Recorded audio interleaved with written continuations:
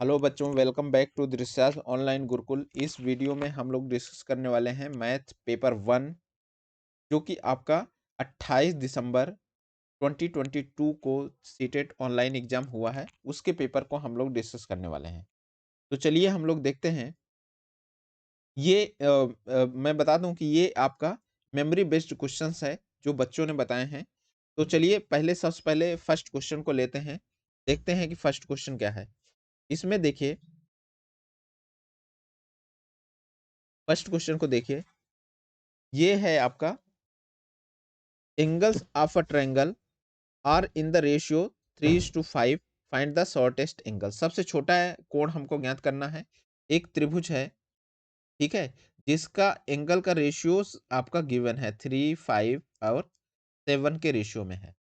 तो आपको पता ही है कि त्रिभुज का जो अंतः कोण होता है उसका योग कितना होता है, 180 डिग्री होता है। ठीक है, 180 डिग्री होता है। तो सबसे छोटा कोण क्या होगा, तो 3, सबसे छोटा जो रेशियो है 3 बटे टोटल रेशियो कितना होगा, 7, 5, 12, 3, 15 हो गया, गुणे 180। ठीक, तो ये सबसे छोटा कोण हो गया। तो 15 का नम 15, 3 18 और 12 हो गया। तो इस तरीके से 12 तिहाई कितना हो गया, 36। ठीक है, तो 36 डिग्री जो है आपका कोण आ गया, जो सबसे छोटा कोण होगा। सेम इसी तरीके से इन केस हो सकता था कि आपसे पूछा जाता कि लॉन्गेस्ट एंगल का जो वैल्यू है वो कितना होगा। तो सबसे बड़ा रेशियो कितना है, 7 है, तो वो सबसे बड़ा होगा। तो 7/15 गुणे कितना हो जाएगा, 180। इतना कर देंगे तो इस तरीके से आ जाएगा, 7 गुणे कितना हो जाएगा, ये 12 हो जाएगा, क्योंकि ये आपका कट जाएगा। तो इस तरीके से ये जो वैल्यू आएगी, ये क्या होगा, ये आपका लॉन्गेस्ट एंगल की हो जाएगी। ठीक है, तो फिलहाल हमें यहाँ शॉर्टेस्ट एंगल का निकालना था, तो वो आपका 36 डिग्री आएगा। तो ये चीज आप समझ लीजिए कि इस तरीके के क्वेश्चंस आने वाले डेट्स में, आने वाला जो एग्जाम है, अभी आगे की डेट्स में जिनके एग्जाम है, रिपीट है, उनको देखने को जरूर मिलेगा, 100% आगे मिलेगा। ठीक, तो आगे हम लोग बढ़ते हैं अगले क्वेश्चन की तरफ। देखिए इसमें क्या हो सकता है, एक पैटर्न बदल सकता है। जैसे यहाँ त्रिभुज दिया था, हो सकता है आगे आपका चतुर्भुज दे। तो चतुर्भुज के अंतः कोणों का योग कितना होता है, वहां 360 डिग्री होता है। तो यहाँ 180 की जगह वहां आप 360 पुट करके इसी तरीके से सॉल्व करेंगे। आगे हम बढ़ते हैं अगले क्वेश्चन की तरफ, देखते हैं नेक्स्ट क्वेश्चन को। इसमें देखिए, find the sum of 50 natural numbers. तो ठीक है, प्राकृतिक संख्याओं का योग, ये प्राकृतिक संख्याओं का जो योग होता है, योग का जो फार्मूला है वो आपको पता होना चाहिए, 1/2 एन, एन प्लस 1। ये जो है एन प्राकृतिक संख्याओं के योग का फार्मूला है। तो आगे देखिए, 1/2 एन की वैल्यू कितना है, 50 प्राकृतिक संख्याएं हैं, का योग हमको निकालना है। एन प्लस 1 ये कितना हो गया, 51 हो गया। ठीक, तो अब देखिए कितना हुआ, ये कट गया तो आपका 25 आ गया। तो इसका मतलब 25 गुणे 51 हो गया सिंपली। ठीक, तो बस आपको सिंपल क्या करना है, मल्टीप्लाई करना है और आपको आंसर मिल जाएगा। जब 1 से मल्टीप्लाई करेंगे तो कितना हो गया, ये हो जाएगा आपका अ, जो है 25, अगला कितना हो जाएगा, 5 पचम 25, 5 दूनी 10 और 2, मल्टीप्लाई कर दिया, 1 से मल्टीप्लाई किया 25 आ गया। अब फिर आपका 5 से मल्टीप्लाई किया, 125 आ गया। आप सिंपल ऐड कर दीजिए, ये आ गया 5, 5 और 2 7, और ये आपका 2 और ये 1। तो इस तरीके से जो आंसर हो गया 1275। तो इसका आंसर क्या आएगा, 127 और 5, ये आंसर आएगा, ये रॉन्ग है। तो इस तरीके से जो है 50 नेचुरल नंबर्स का जो योग आएगा वो कितना होगा, 1275। ठीक, बस आपको क्या करना है, ये फार्मूला आपको ध्यान में रखना है। फार्मूला क्या है, 1/2 n, n plus 1। N natural numbers का जो सम है, योग है। एन प्राकृतिक, एन प्राकृतिक संख्याओं का योग 1/2 एन, एन प्लस 1। आगे बढ़ते हैं हम लोग अगले क्वेश्चन की तरफ, देखते हैं नेक्स्ट क्वेश्चन को। Which one of the following represents the number. इसमें एक आपका नंबर है, इसको हमको रिप्रेजेंट करना है कि ये क्या नंबर एक्चुअली रिप्रेजेंट करना है। 55 लाख, ठीक है, 55 लाख। तो सबसे पहले हम लिख लेते हैं 55 लाख। लाख मतलब कई जीरो होंगे? 5 जीरो हो गए, ठीक है। 55 लाख, फिर क्या कह रहा है? ये तो 55 लाख हो गया। फिर कह रहा है 5000, 5000 हो गया। तो 5 लिख के कितने जीरो होंगे? 3 जीरो हो गए। ये 5000 हो गया आपका। ये 55 लाख हो गया। अगला क्या है? 500। ये क्या है? 500। इसको लिख लीजिए, 5 लिख के जीरो, ठीक। फिर क्या है? 55, लास्ट में क्या है? 55। तो 55 हो गया। बस सिंपली ऐड कर दीजिए, आपको आंसर मिल जाएगा। 5 5, ये आपका 5, फिर 5, फिर जीरो, फिर 5, फिर। तो इस तरीके से इसका जो आंसर आया वो क्या आया? 5550 टाइम्स 5, ठीक। तो इसका आंसर जो है ये रॉन्ग है, ये नहीं होना चाहिए, बल्कि इसका आंसर क्या होना चाहिए? इसका आंसर होगा ये आपका, इसमें जो ये वाली वैल्यू है ये जीरो होनी चाहिए थी आपका। 5550 टाइम्स 5, ठीक। तो इसको पढ़ भी सकते हैं। देखिए, इकाई, दहाई, सैकड़ा, हजार, 10,000, लाख, 10 लाख। तो इस तरीके से हो गया 55 लाख, 5,000, ठीक है, 555, ठीक। इस तरीके से ये हो गया इसका आंसर। आगे बढ़ते हैं हम लोग अगले क्वेश्चन की तरफ। देखते हैं नेक्स्ट क्वेश्चन को। इसमें देखिए, ये एक आपका पेडागोजी पर बेस्ड क्वेश्चन है। इसमें देखिए, एक टीचर ने जो है क्या कहा, एक बच्चे को राइट करने के लिए बोला है, कुछ लिखने के लिए बोला, 6500। स्टूडेंट क्या है, जो विद्यार्थी है उसे प्रॉब्लम हो रही है इन चीजों को लिखने में, ठीक है। तो एक्चुअल में ये किस तरीके की प्रॉब्लम है, ठीक है।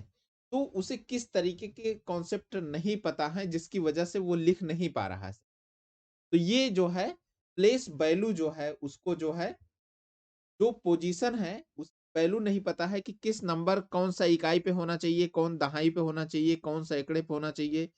ये जो कॉन्सेप्ट है उसको प्लेस वैल्यू जो प्रॉब्लम है वो आपका उसको नहीं समझ में आ रहा है, इसलिए जो है वो चीज को लिख नहीं पा रहा है, ठीक है। तो इसको आप समझ गए होंगे।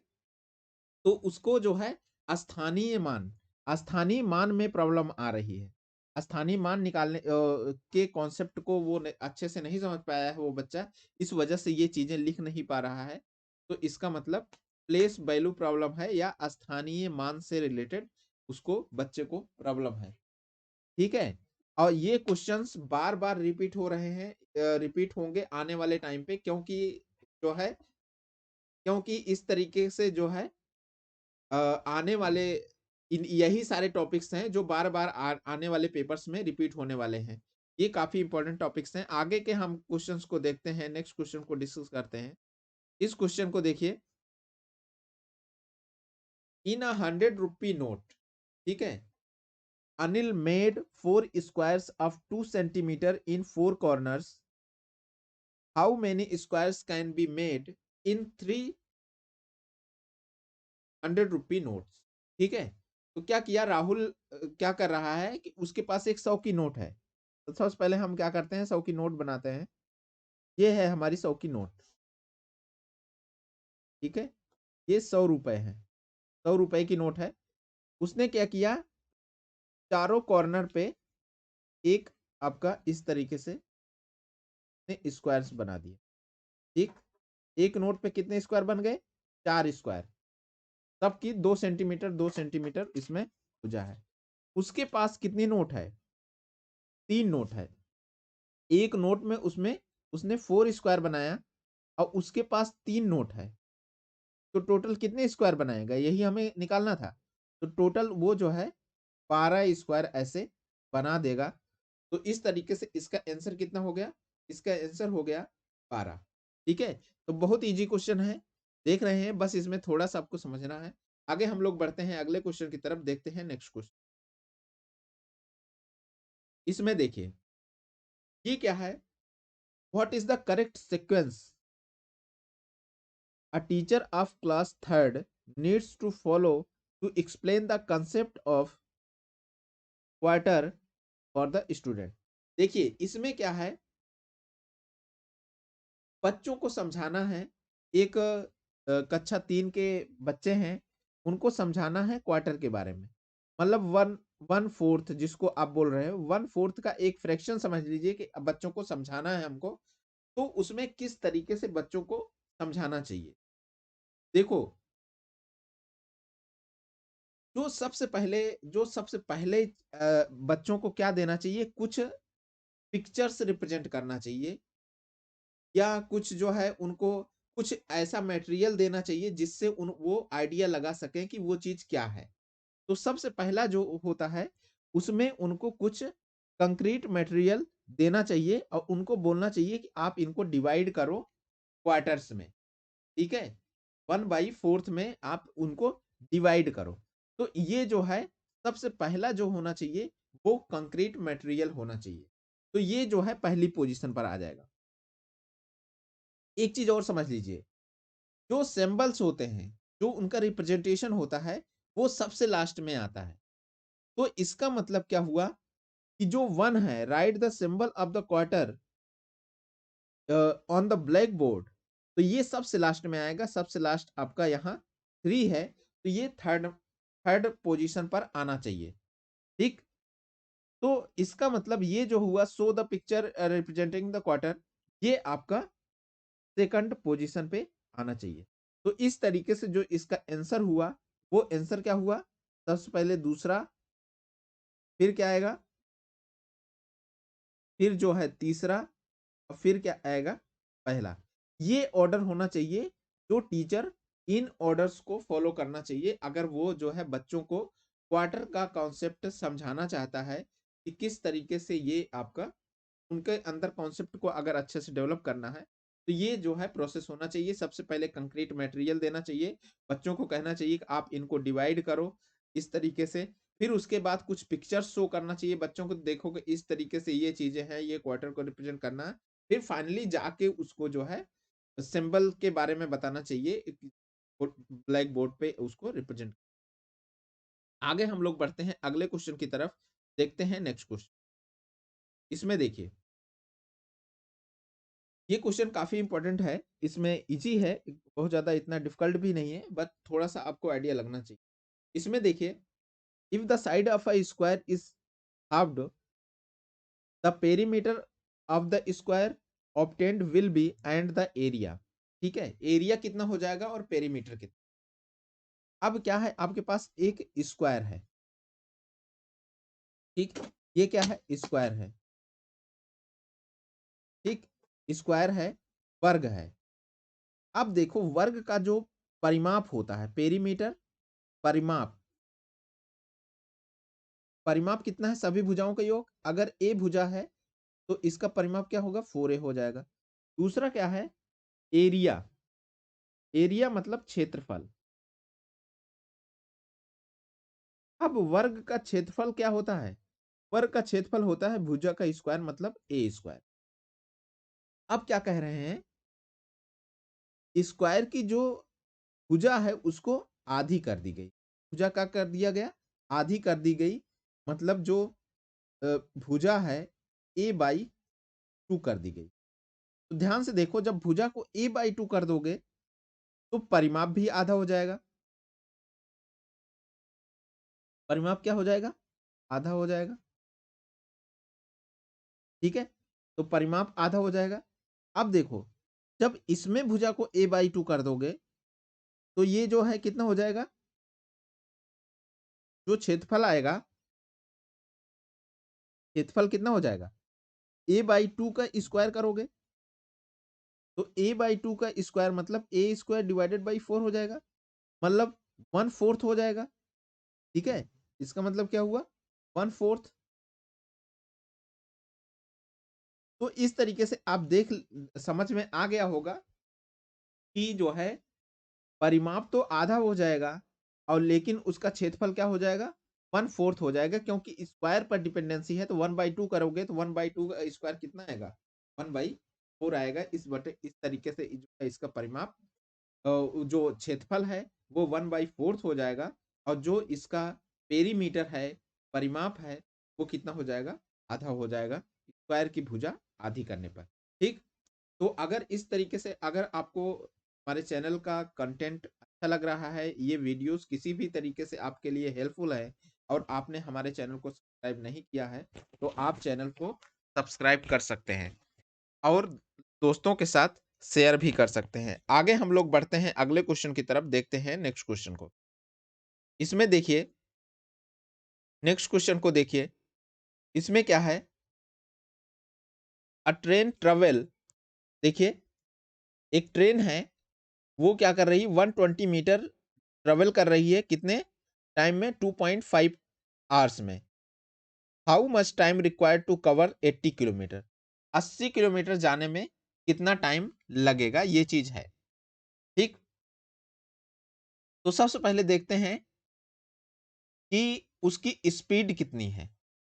तो इस तो चाल जो है ट्रेन की क्या हो गई, चाल इज इक्वल टू क्या होगा दूरी बटे समय। अब दूरी कितनी है, दूरी है 120 किलोमीटर, 120 किलोमीटर डिवाइडेड बाई समय कितना है 2.5 आवर्स, ये तो उसकी चाल हो गई। ठीक, अब देखिए चाल आपको पता चल गई, चाल ये उसकी हो गई। अब इसको जो है हम मीटर पर सेकंड में कर दें तो थोड़ा सा ज्यादा इजी हो जाएगा। तो 120 डिवाइडेड बाई 2.5, इसको मीटर पर सेकंड में करने के लिए 5/18 से मल्टीप्लाई कर देंगे तो ये मीटर पर सेकंड में हो जाएगा। लेकिन इसकी नीड नहीं है क्योंकि इससे हमको कंफ्यूजन ही क्रिएट होगा, तो हम इसको रहने ही देते हैं। ठीक है, हम यही रखते हैं इतना 120/2.5। आगे देखते हैं, तो ये हमको चाल पता चल गई। तो इतना किलोमीटर में कितना टाइम लगेगा, तो समय बराबर क्या हो जाएगा, समय बराबर हो जाएगा दूरी बटे चाल, दूरी बटे चाल। अब दूरी कितनी है 80 है, तो 80 लिखिए, 80 हो गया, बटे चाल कितनी है 120 डिवाइड बाई 2.5। तो बस इसी को सॉल्व कर लेना है, आपको आंसर मिल जाएगा। तो इसको सॉल्व करते हैं हम लोग, तो ये तो सबसे ऊपर चला जाएगा। तो 80 गुणे 2.5 बाई 120, जीरो से जीरो कट गया, 4 दूनी 8, 4 तिहाई 12। तो इस तरीके से कितना हुआ 2 × 2.5 डिवाइडेड बाई 3, ये क्या हुआ, ये हुआ आर। अब इसको क्या करते हैं हम लोग मिनट में कन्वर्ट कर लेते हैं, क्योंकि यहाँ मिनट हमें दिख रहा है। तो आसान करने के लिए हम क्या करते हैं जस्ट 60 से मल्टीप्लाई कर देंगे। तो 2 × 2.5 गुणे क्या होगा, 1 घंटे में कितना होता है 60 मिनट होता है, 60/3। ठीक, तो अब क्या हो गया 3 दूनी 6। ठीक है, अब अब इसको जस्ट मल्टीप्लाई कर दीजिए, तो ये कितना हो गया 25 दूना 50। और तो इस तरीके से यहाँ मैं लिख रहा हूँ, तो आपका आ गया 100 मिनट आ गया। 100 मिनट मतलब एक तो 60 मिनट और 40 मिनट, तो 60 मिनट का 1 घंटा हो गया, तो 1 आवर और कितना हो गया मिनट। ठीक है, आप कैसे भी इसको मैनिपुलेट कर सकते हो आप अपने हिसाब से, जो आपके लिए आसान लगे। तो इस तरीके से उसको ट्रेवल करने में कितना टाइम लगेगा, उसको ट्रेवल करने में लगेगा 1 घंटा और 40 मिनट, इतना डिस्टेंस को ट्रेवल करने में। आगे हम लोग अगले क्वेश्चन की तरफ बढ़ते हैं, देखते हैं नेक्स्ट क्वेश्चन को। इसमें देखिए, if each of the 3 non zero numbers, number आपको गिवन है ए बी सी इस तरीके से, ये डिविजिबल है, डिविजिबल बाई, आपको मैं बता दूं कि जो नंबर 3 से डिविजिबल होता है उन सभी डिजिट का अगर सम करेंगे, जोड़ लेंगे, तो जोड़ जो होगा, जोड़ भी आपका डिविजिबल होना चाहिए 3 से। ठीक है, और ABC must be divisible by the following numbers. अब ये जो है नंबर किस, नीचे दिए हुए नंबर में से किससे डिविजिबल है। तो देखो, ये इस क्वेश्चन को सॉल्व करने के लिए सबसे पहले तो चारों ऑप्शंस हमको पता होने चाहिए। वो ऑप्शंस को देख के आप आसानी से कर ले सकते हैं, क्योंकि वो डिविजिबल, जैसे ये डिविजिबल नंबर है 3 से, तो वो ऑप्शन भी डिविजिबल होगा 3 से। ठीक है, ऑप्शन 3 से डिविजिबल होगा, और उससे आप आसानी से ये चीज कैलकुलेट कर सकते हैं। जैसे यहाँ 27 है, तो 27 भी 3 से डिविजिबल है, और ये नंबर जो गिवन है, एबीसी जो नंबर गिवन है, ये नंबर भी आपका 3 से डिविजिबल है। ये चीज आप ध्यान में रखना है, ये 3 डिजिट नंबर है। तो इसमें ऑप्शंस आपको गिवन रहेगा, तो आप आसानी से इसको कर ले जाएंगे। बस आपको एक चीज आपको आइडिया होना चाहिए, डिविजिबिलिटी रूल जो है बेसिक, वो आपको पता होना चाहिए, कि जैसे कि यहाँ 3 से डिविजिबल है, तो मीनिंग देयर बाई सभी डिजिट का अगर सम कर दें ए बी और सी का, तो वो पूरा पूरा नंबर 3 से डिविजिबल है। अगर वही नंबर अगर पूरा सम करने के बाद वो 9 से डिविजिबल है, तो वो पूरा पूरा नंबर आपका 9 से डिविजिबल होगा। सेम इसी तरीके से 2 से डिविजिबिलिटी चेक करने के लिए लास्ट वाली डिजिट, इकाई वाली डिजिट देखते हैं, अगर वो डिविजिबल है तो आपका वो पूरा नंबर डिविजिबल होगा। इस तरीके से डिविजिबिलिटी रूल आप चेक कर सकते हैं। तो अगर डिविजिबिलिटी रूल आप देख लेंगे तो आपको आगे के लिए हेल्पफुल रहेगा। तो इस तरीके से हमने ये क्वेश्चन कवर कर लिया। आगे का क्वेश्चन देखते हैं, इस क्वेश्चन को देखते हैं, find the LCM of 12, 15 and 27। इसमें क्या करना है, हमको एलसीएम निकालना है। तो एलसीएम निकालने के लिए क्या करोगे आप, 12, 15 एंड 27। तो इसका हमको सिंपल एलसीएम निकालना है। तो 2 छंग 12, 15 और ये हो गया 27, फिर 2 से कट जाएगा, 2 तिहाई 6, अब 15 और ये हो गया आपका 27, फिर 3 से 1, 3 पचे 15, 3 नवा 27, फिर आपका 5 से या 3 से ही कर लेते हैं, 1, 5 या 9, फिर आपका 3 से, फिर 1, फिर 5, फिर 1, फिर आपका 5 आएगा। तो इस तरीके से ये जो वैल्यू है, इसका जस्ट मल्टीप्लाई कर लेते हैं, तो आपको अंदाजा लग जाएगा कितना आ रहा है। 4, 3 तिया 9 तिरिक 27 और ये 5, तो 27 गुणे 4 और गुणे 5। ठीक, तो ये हो गया 27 गुणे 5 चौक 20, तो 27 दूनी कितना हो गया 54, 0। तो इस तरीके से इसका आंसर कितना आया 540। तो आप समझ गए होंगे कि कितना इजी है इस तरीके के क्वेश्चंस को सॉल्व करना। तो एलसीएम इसका आ गया आपका 540। तो इस तरीके से हमने जितने क्वेश्चन बच्चों ने डिस्कस किए थे, उस तरीके से क्वेश्चन, इसी तरीके के क्वेश्चंस रिपीट हो रहे हैं। तो आप आसानी से आने वाले एग्जाम्स में इसकी हेल्प ले सकते हैं। तो इन पर बेस्ड आप कॉन्सेप्ट को आप थोड़ा बहुत देख लीजिए, आने वाले एग्जाम में 100% आपको हेल्प मिलेगा। अगर हमारे चैनल का कंटेंट आपको अच्छा लग रहा है, वीडियो किसी भी तरीके से आपके लिए हेल्पफुल है, आप चैनल को सब्सक्राइब करना ना भूलें। Thank you.